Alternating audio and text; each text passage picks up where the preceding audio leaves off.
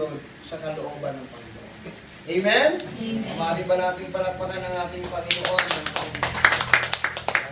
Kaya ano ang assurance mga kapatid, pagka na-develop na mga kapatid at nagkaroon tayo ng Christ character,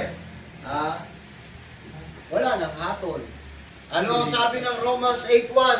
Wala nang anumang hatol ang sino mang na kay Kristo, na hindi na lumalakad ayon sa laman, kundi lumalakad na ayon sa Espiritu ng ating Panginoong Diyos. Kaya nga mga kapatid, yan, pagka mayroon ng Christ-like character, wala nang hatol. Wala nang anumang hatol pa mga kapatid. Meron ng kapayapaan, meron ng enjoyment mga kapatid, meron ng spiritual blessing. Ibig sabihin doon, suma total, merong spiritual abundance. Yun yung sikreto. Kaya pag hindi mag-manifest yun, hindi magbunga yun sa ating mga buhay, wala rin mangyari. Mabuboring ka sa loob ng area ng Panginoon pag wala bunga. Sa totoo lang, pag hindi tayo mamumunga, mabuboring tayo. Tingnan mo, di ba? Marami mga kapatid na wala na sa paglilingkod sa Panginoon kasi hindi na nagbubunga eh. Kasi na-boring na. Kung sabi-sabi pa, ikapoy na tayo. Napagod na raw sila. Napagod. Kasi pagka isang tao hindi makapamunga mga kapatid, mapapagod siya kakabalik-balik dito every Sunday. Yes. Magsawa kayo sa kakatingin sa mukha ko. Pero subukan nyo mga kapatid. Pagka tayo mayroong spiritual abundance, laging bago. Araw-araw. Laging bago. Walang sawa sa paglilipod sa Panginoon. Kaya nga sinabi ng Panginoon, He that endureth until the end, the same shall be saved. 24:30 ng Mateo eh. Kaya ang sino man magtitiis hanggang sa wakas.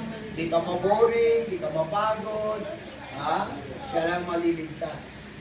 Amen. O, isipin mo ba naman mga kapatid ko? Ito na lang isipin yung mabuti. Linggo-linggo ba naman mga kapatid ko? Awitan tayo na nagsasalita, may naninirmon. O sige, subukan nyo. Kung walang Espiritu ng Diyos kumikilusan nyo, nako, umatin kayo ng seminar, linggo-lingguhin nyo, di ba magsawa kayo? Seminar ng mga nasa isang likutan. Kakapagod eh, ako na, kakapagod. O, yan ka magtaka, bakit dito hindi ka napagod? Amen. Nagbibigay ka pa. Amen. Yung wali po, wakwak pa. Sige, isipin nyo mabuti. Amen. Diba? Isipin nyo mabuti. Kung mamalas-malasin pa, mayroon pa special offering. Mayroon pang plates, may bukan pa, may care program pa. Pero ba't di ka nagsawa? Yun lang isipin mo. Yun lang isipin mo. Yun yung sinasabing sikreto.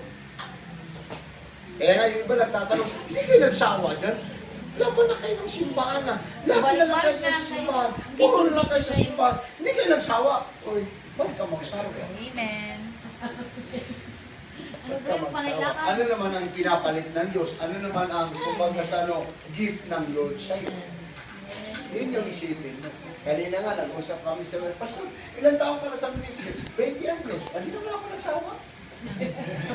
Kulang pa nga eh. 20 anos na ako kakatayo rito mga kapatid ko. Napunpun na nga yung dito mga kapatid sa siging gaganon dati. Diba? Ilang taon na tayo rito? 3 years na. Hindi naman ako nagsawa sa inyo. Hindi pa nagkasakit like all naman din. Wala namang pagsasawa. Kung totoo yun eh. Isipin mo mga kapatid, mula pa kanya ng umaga, nandito na ako, nag-ikot-ikot na ako. Pero ba't di ka nagsawa? Hindi ka napapagod, sana patulog sa bahay. Pero bakit natin ginagawa yun? That's the Espiritu ng Diyos. Amen. Totoo yun. Kung walang Espiritu ng Diyos, bakit alam ko kayo landa? Magpupuntahan yung bahay niyan. O, di ba? Totoo yun eh. Hindi nga, hindi. Ayun o. Bili mo, makainom ka, 4 na basong kape na, bili mo, di ka magsawa.